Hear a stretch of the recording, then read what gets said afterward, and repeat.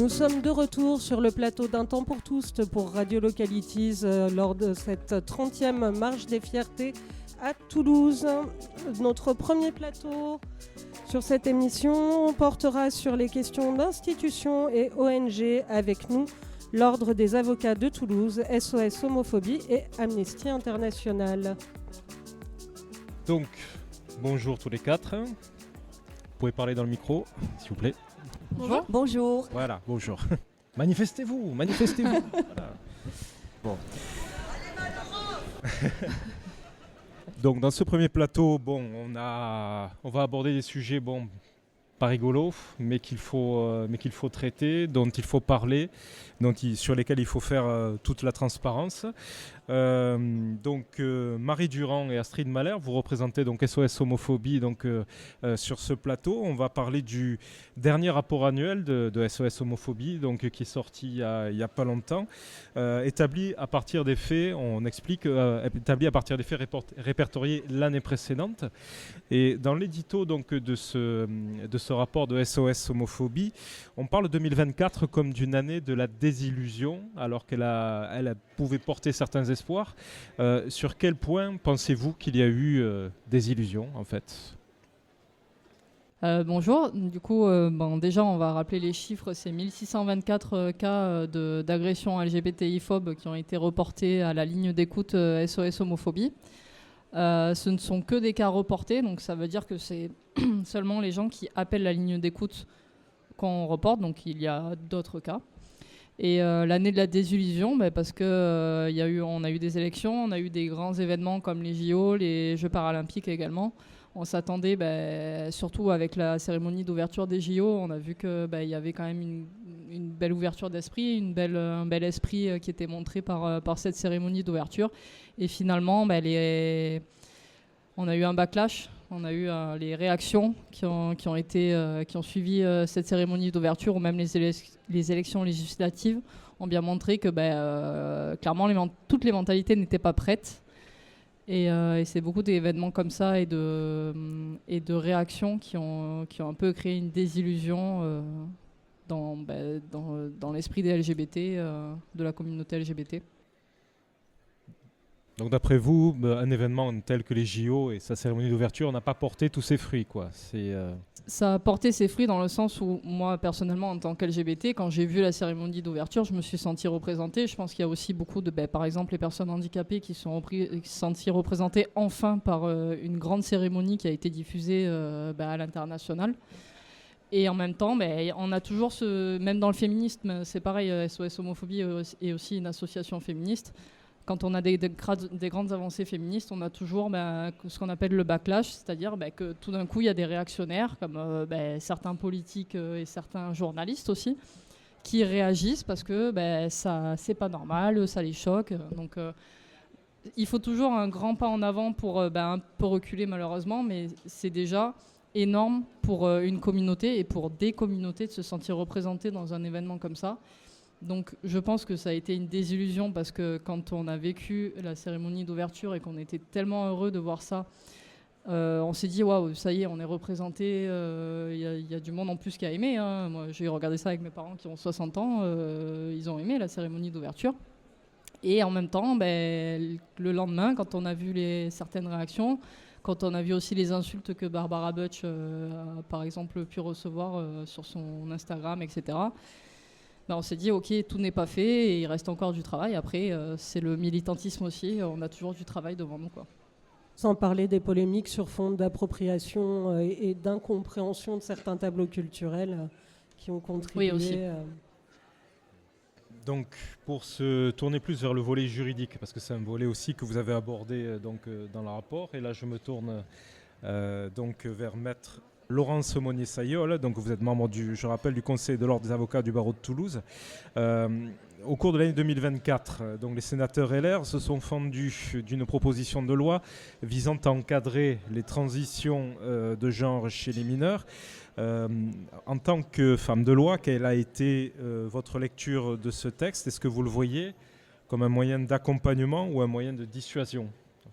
Alors, il faut savoir que ce texte a été voté et en partie modifié en première lecture par le Sénat. Il est actuellement en cours de lecture devant l'Assemblée nationale. Donc, c'est un texte qui, pour l'instant, n'a pas encore été officiellement et définitivement voté. C'est un texte qui vise en partie, et entre autres, à modifier le Code de la santé publique en y introduisant un article qui viserait, s'il était voté, à interdire toutes les interventions chirurgicales et traitements hormonaux sur les mineurs, quel que soit leur âge, discernant ou pas discernant, et indépendamment de toute autorisation parentale. Il était au départ souhaité par les sénateurs, en tout cas ceux qui avaient proposé cette loi, d'interdire également tous les traitements de type bloqueur d'hormones, ce qui n'a pas été retenu donc en première lecture, puisque il est prévu, si toujours est-il, ce texte était voté, que ces bloqueurs d'hormones soient strictement réglementés, encadrés, mais pas forcément interdits. Alors qu'est-ce que ça renvoie en tant que respect ou pas des droits des mineurs en particulier, puisque ce sont essentiellement les mineurs qui sont visés par ce texte-là. C'est très complexe parce qu'on met en avant, on essaie ou on tente de mettre en avant pour justifier cette proposition de loi des arguments médicaux, en disant que ce sont des mineurs, qu'il y a probablement ou potentiellement on va dire des troubles de réflexion, des difficultés de se retrouver ou de trouver son identité, avec l'irréversibilité de certains traitements que mettent en avant les médecins. Donc ça, ce sont des arguments médicaux qui sont mis en avant. Mais en termes de droit, purement de droit, personnellement, alors là, très très personnellement, et il s'avère en plus que je suis avocat d'enfants, j'y vois pour ma part une atteinte, en tout cas, et d'ailleurs c'est l'idée du défenseur des droits, j'y vois une atteinte malheureusement forte aux droits des mineurs, auquel on reconnaît, ne serait-ce qu'au travers de la Convention internationale des droits de l'enfant, le droit de se positionner, de s'exprimer, de pouvoir revendiquer une place, je dirais, au sein même de la société. Et là, par ce biais-là, ce serait, à mon sens, une manière de nier aussi leur identité et leur désir, en fait, de vouloir s'exprimer tels qu'ils sont réellement. Par quel type de manifestation concrète, en fait, ce genre de loi va se manifester si elle est votée auprès de la communication, par exemple, des effets dans les lieux Alors médicaux? ça va être très compliqué, j'imagine. J'imagine que si on ne permet plus aujourd'hui parce que les mineurs, il faut savoir qu'est-ce que c'est qu'un mineur, c'est de 0 à 18 ans, enfin à moins 18 ans.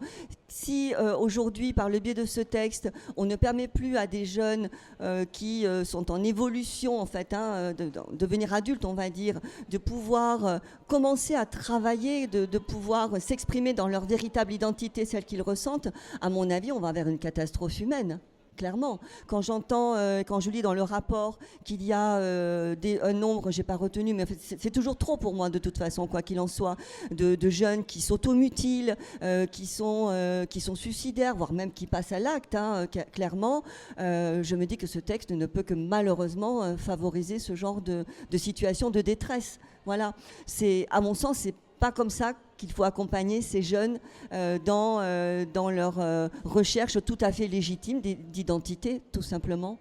Je reviens vers SOS Homophobie. On lit dans le rapport 2025 que les agresseurs-agresseuses n'ont pas de profil type. En revanche, on constate que les agressions concernent de plus en plus les personnes trans. Elles sont d'ailleurs en deuxième position derrière les gays qui subissent 55% des agressions répertoriées selon le rapport. Est-ce que SOS Homophobie s'est donné les moyens de faire face à ce constat? Et comment?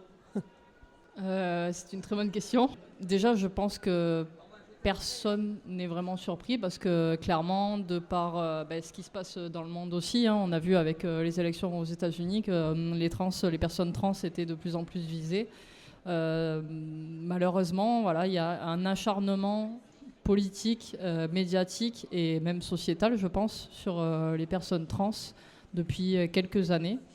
Et oui, SOS Homophobie essaye d'agir, essaye de aussi se former, parce qu'on n'est pas tous formés aussi à la communauté entre guillemets trans. Comment parler à une personne trans, comment aborder la transidentité quand même nous on n'est pas trans, parce que je pense qu'aussi il faut savoir se mettre en recul un peu et aussi se poser des questions. Moi je suis cis, Mais je ne sais pas comment parler à une personne trans. Il faut se former, aussi Vous avez faire des confiance. formations internes, du coup, au sein de SOS Homophobie pour savoir écouter Pas encore, mais on est en D'accord. train C'est en d'y cours de réfléchir et on se rapproche aussi d'associations. Ici, on a l'association Clarté, par exemple, de qui on s'est rapproché pour se former. C'est encore en discussion, mais voilà, je pense que c'est un public qu'il faut vraiment accompagner, qu'il faut vraiment prendre au sérieux. Bon, ça a toujours été pris au sérieux par SOS Homophobie, mais vraiment, il faut les accompagner, il faut se former. Et il faut leur dire, on est là, on vous écoute, on fera tout pour vous aider. Vous n'êtes pas seul, vous n'êtes pas, c'est pas LGB, c'est vraiment lesbienne, gay, bi, trans, plus évidemment. Mais il faut pas que la communauté trans se sente abandonnée par la communauté LGBT. On est là avec eux et on les accompagnera du mieux qu'on peut et le plus possible. Est-ce que vous avez la sensation que le fait que globalement dans les médias, dans les œuvres de fiction, etc., on a de plus en plus de représentation des personnes gays, est-ce que vous avez l'impression que ça a déplacé finalement l'homophobie, la LGBTQIA-phobie vers les personnes trans plus spécifiquement ou pas ? Alors moi, personnellement, je ne sais pas. J'avoue que je n'avais pas vu ça sous cet angle-là. Après, j'en ai pas l'impression. Moi, je pense... Peut-être que oui, il y a plus de représentation des personnes trans, notamment aussi par les réseaux sociaux, parce qu'elles sont très actives sur les réseaux sociaux et elles ont parfaitement raison. Parce que les gens ouverts d'esprit, ça les aidera toujours. Les gens fermés d'esprit, de toute façon, des fois, c'est un peu des causes perdues. Mais je pense que oui, il y a une représentation des personnes trans qui augmente, que ça soit dans l'espace médiatique, comme vous avez dit, ou même dans l'espace politique, parce qu'il y a aussi des personnes politiques trans qui ont été représentées. Et du coup, oui, malheureusement, elles sont plus la cible du coup des discriminations et des agressions. Et aussi, je pense aussi que elles s'assument, et elles ont tout à fait raison. Et malheureusement, si on s'assume dans l'espace public, comme les personnes gays, on s'ouvre aux agressions. Et c'est aussi ça qu'il faut changer, on s'expose. Parmi les témoignages qu'on a eus, donc on a eu 371 cas de transphobie qui ont été rapportés. Et parmi ces 371 cas, il y en a 50% qui concernaient les médias. Donc effectivement, il y a quand même un lien avec la médiatisation des personnes trans. Bien, Astrid, vous avez parlé donc de la situation aux États-Unis. Ça nous permet de transiter sur la scène internationale, donc avec Charles Dutot de l'antenne jeune d'Amnesty. Oui. Bonjour. Bonjour. Alors, sur la scène internationale, on a l'impression d'assister à une marche arrière généralisée en matière de droits humains. Oui. Pour citer un titre exemple qui vous concerne, le 19 mai, Amnesty International a été déclaré, je cite, « organisation indésirable par les autorités russes ». Vous avez beaucoup travaillé notamment aussi sur la Hongrie avec Oui. donc, le recul des droits LGBT. Donc, qu'en est-il et quelles sont les répercussions locales, si on peut dire ? Donc les répercussions locales, déjà, on a une action en fait qui donc va porter sur la marche des fiertés à Budapest, donc qui a été annulée donc par les autorités locales, et donc nous appelons à tout le monde pour faire partie de notre appel. Donc on va envoyer plein de mails en fait au chef de la police donc de Budapest pour s'assurer que cette marche puisse avoir lieu, et plus généralement on appelle à toutes les communautés LGBT du monde entier d'être en solidarité avec donc la communauté en Hongrie qui à cause d'une loi de 2021 subit énormément de est extrêmement opprimé. Beaucoup de il y a beaucoup d'obstacles à leur expression, notamment sous prétexte de protéger les enfants dans leur développement. C'est ce qui est malheureusement une excuse qui est très très récurrente. Aux États-Unis aussi, voilà, c'est souvent l'excuse qui est brandie, notamment, comme dit précédemment, pour empêcher la visibilité des personnes trans en ce moment. Et en Russie, c'est évidemment aussi ce que Poutine n'arrête pas de dire. Et voilà, en vrai, on a souvent l'habitude d'être dans le viseur des autorités quand on dit des choses qui ne plaisent pas au projet national.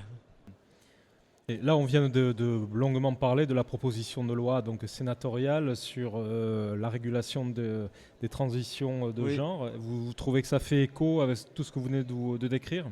Oui, notre position sur la transition de genre, en fait, c'est que chaque personne devrait avoir le droit de s'exprimer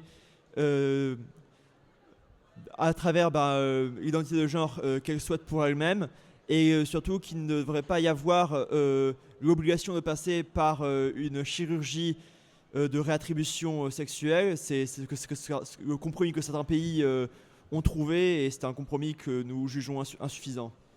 Bien, on va vous remercier d'avoir participé avec nous à ce deuxième plateau.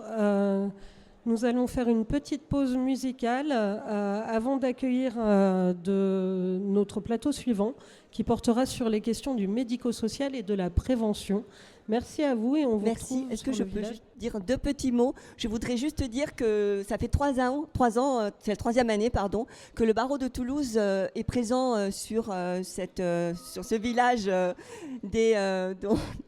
Voilà, nous sommes très très fiers, très heureux d'être présents parmi nous, parce qu'effectivement, au travers de tout ce qui se dit, bien évidemment, nous sommes les représentants, vous le disiez tout à l'heure, femmes de loi, non, je ne crois pas, mais en tout état de cause, nous sommes là aussi pour rappeler que tous les êtres humains naissent et demeurent libres et égaux en droit, qu'il n'y a pas de différence, qu'il ne devrait jamais y avoir de différence, que ce soit sur son orientation sexuelle, sur son identité de genre, quelle qu'elle soit. Et voilà, je crois que c'est important de le dire. Nous sommes très très fiers d'être là. Il y a Madame le bâtonnier qui est présente, que je remercie vraiment, parce que nous avons vraiment à cœur de pouvoir représenter. Donc venez nous voir. Les droits sont... On ne devrait même pas se poser la question de savoir si des personnes qui ne sont pas dans la norme sociétale, je mets entre guillemets, on est bien d'accord, devraient se poser la question de savoir s'ils sont égaux ou pas. On est tous égaux en droit. Bon, je voulais juste faire ce petit clin d'œil et merci infiniment de nous avoir permis de prendre la parole. Avec plaisir. Je voulais juste, juste faire écho à ce que vous venez de dire. Il faut aussi rappeler à la communauté LGBT qu'elle n'est pas seule. Et qu'en cas de discrimination, en cas d'agression, même si vous allez à la police et que, par exemple, on vous dit non, c'est bon, c'est pas grave, n'hésitez pas à contacter des associations.